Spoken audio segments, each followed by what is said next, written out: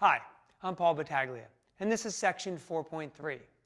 Now, students come into section 4.3 knowing a little bit more about area if you covered section 4.2. If you didn't, don't worry, it's okay. The approach that we see in section 4.3 is valid, the Riemann sum and trapezoidal approximation. And that leads us to the essential question that we would like students to be able to answer at the end of this section. What is a Riemann sum? And how do I use a trapezoidal approximation to approximate the area under a curve? So here are some strategies you might consider. The first thing we want to do is we want to connect the idea that a Riemann sum leads to a definite integral. Now, students are going to be looking at a left, a midpoint, and a right Riemann sum throughout this process and throughout some of the examples. But conceptually, there's so much more. So here's a good example.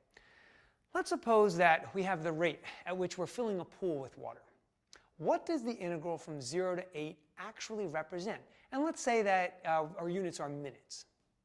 Well, that integral from 0 to 8 represents the total amount of water flowing into the pool, the volume of the pool, if you will, after those 8 minutes.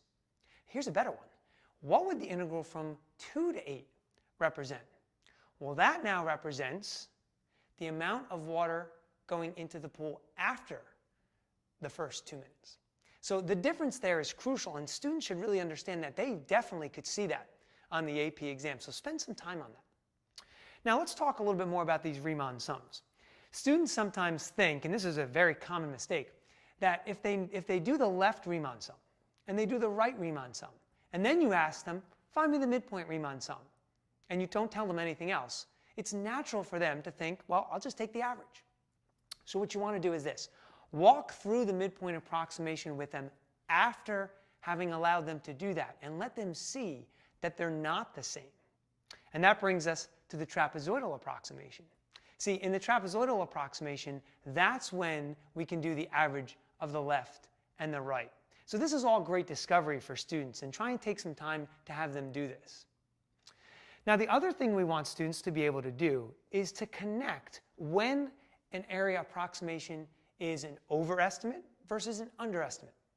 Let's start with Riemann approximations. If a function's increasing, then a left Riemann sum would be an underestimate, whereas a right Riemann sum would be an overestimate. Vice versa, if the function's decreasing. Now, what we want to see is, will students take that into the trapezoidal approximation as well? Hopefully not, because what we're looking for then is concavity to be the determining factor as to whether my estimate is over or under. So what are some mistakes? Because this section has a lot in it, so there are some things we have to look out for that students might do. First off, students may actually still be attached to that plus c, that constant of integration, but remind them, now that we're doing a definite integral, now that we have some substance and we know that that value represents the area under a curve, there's no need for the plus c. In example 3c, students are faced with a function that they may not know how to integrate. In fact, they definitely don't know how to integrate it.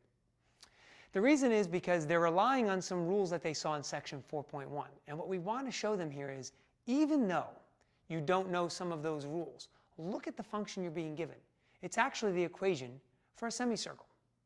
So ask students, do you know enough about a semicircle to know how to find the area under that curve? And hopefully they're yelling back at you, well, can't we just use the area of a circle?